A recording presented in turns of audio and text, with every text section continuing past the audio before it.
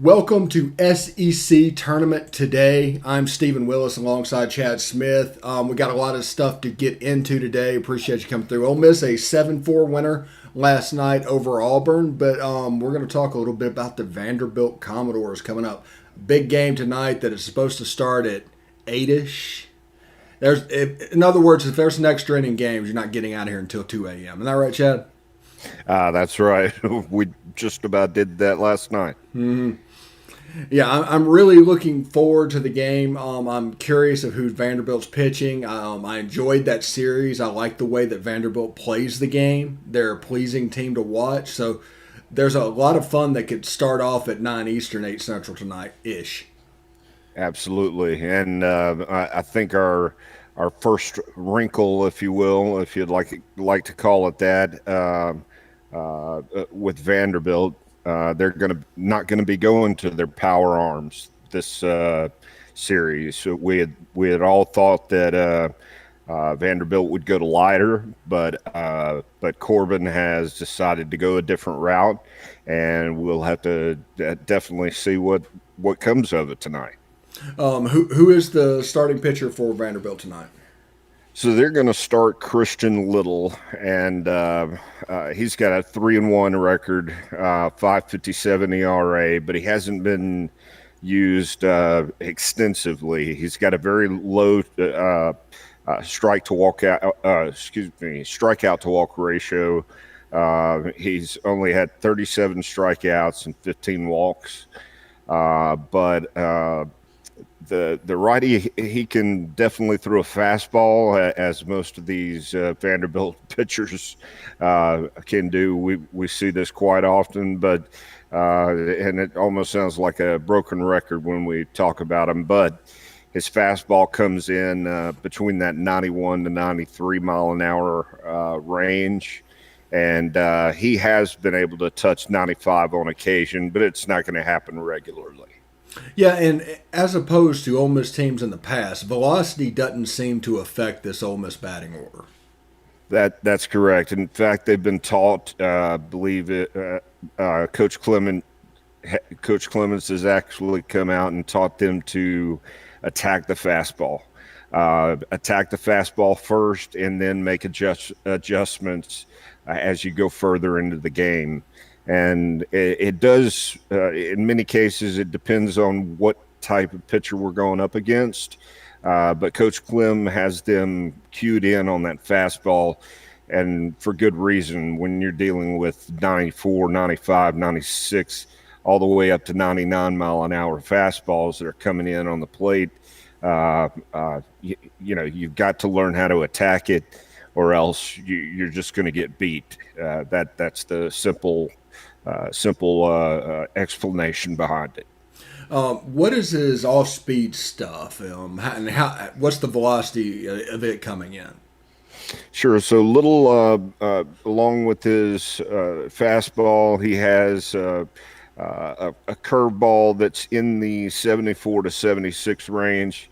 It's an 11 to 5 fastball, or excuse me, curveball. And he also has the ability to show a little bit of a tilt on it, a little bit of a sweeping motion to almost fool the batter into thinking it's a slider. And so he's got those pitches in his repertoire, but at the same time, it comes back to his changeup as well.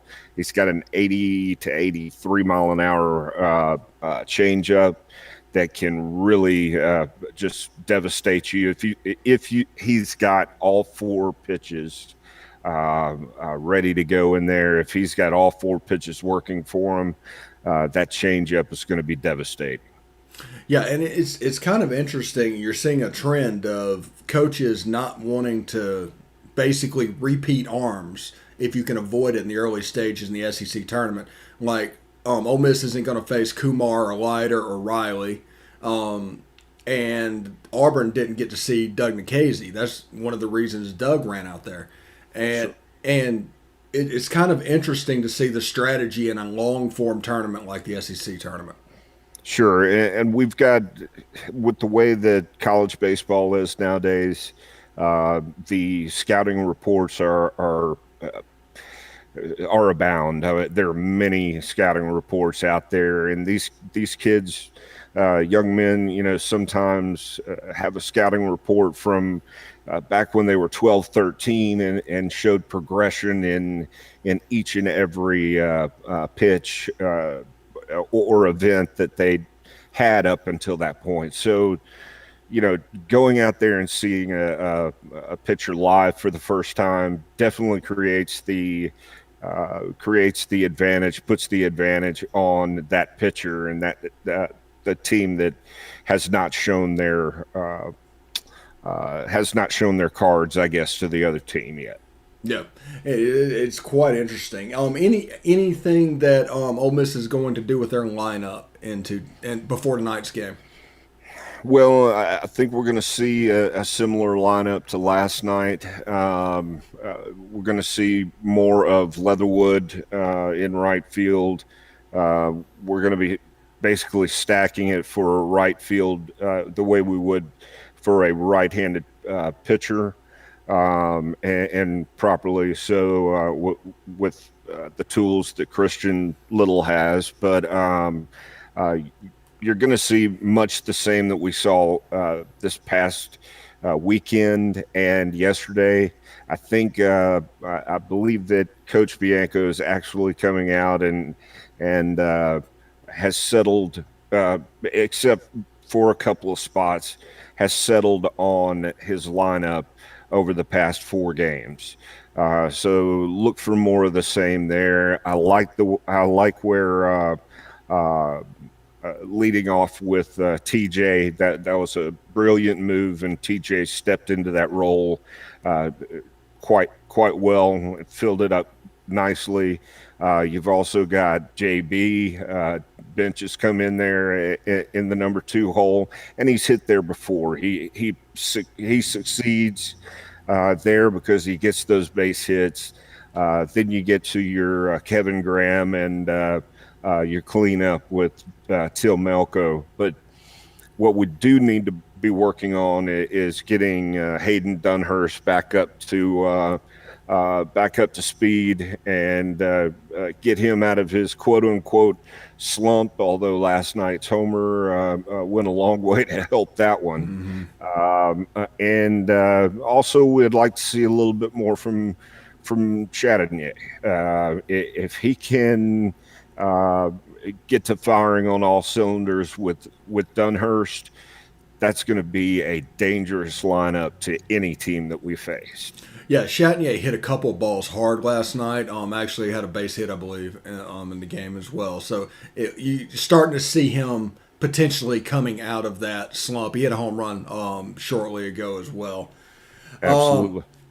so looking at Vanderbilt's lineup, give us a little refresher on what we need to expect. Sure. And this is kind of once again, back to the broken record of 2 weeks ago when we played them in Oxford. Their lineup is loaded. And two in those 2 out of 3 games we saw there in Oxford, Carter Young was the power hitter. He provided the power, and he stands right now at 15 home runs with 47 ribbies. So that's a lot of run production we're going to have to look at. Dominic Keegan is also another one of the batters that really Vandy batters that we had some trouble with. He gets key hits and had those key hits in the Saturday game against us at Swayze, where they won pretty big on that one. And then he has 11 home runs and also a batting average of 379. Those are just gaudy numbers. But the main player that I would be concerned with the most, if I were going to single out one, is the center fielder Enrique Bradfield. He had a field day on the turf there at Swayze. Uh, Bradfield's hitting a 366 average. He's got an on base percentage of 478.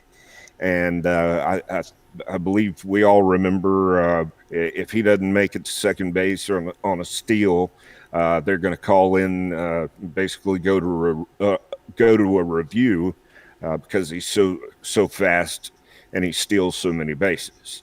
In fact, the he's stolen 42 bags on the year. So they can do a little bit of everything: hit for power, hit for average, and get out there and run, steal the bases as well. So we've definitely got our hands full this evening, but we can do it, especially with the new pitcher in there.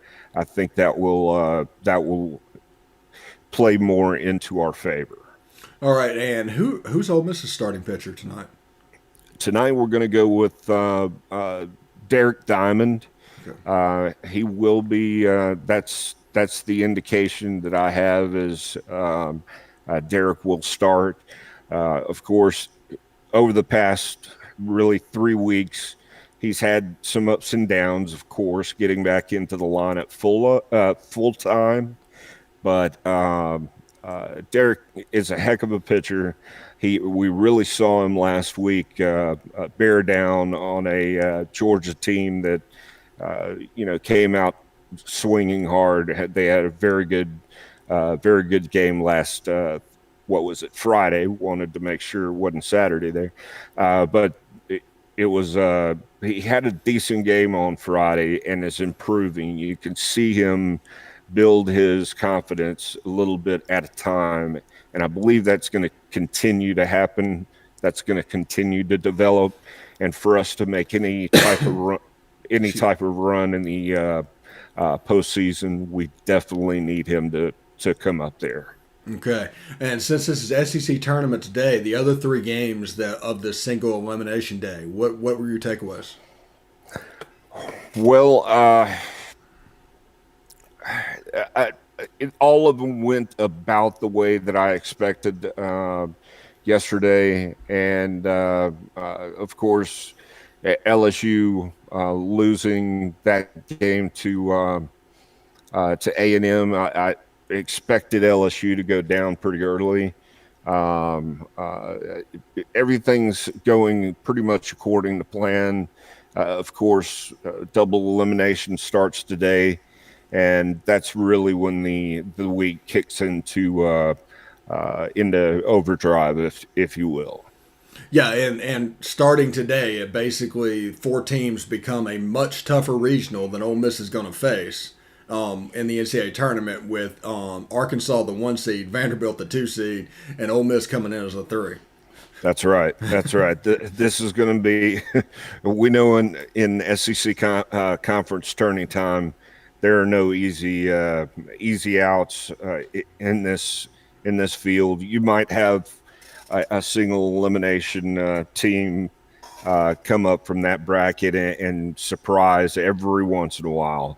But by this time in the SEC season, where we've had 10 different SEC weekends, SEC matchup weekends, it's going to be scratching and clawing and doing everything we can to get to the next game, get to the next level, get to that win. Absolutely. This has been SEC Tournament Today with Chad Smith. We'll be back tomorrow for more SEC Tournament Today. Until then, hotty toddy. Hotty toddy.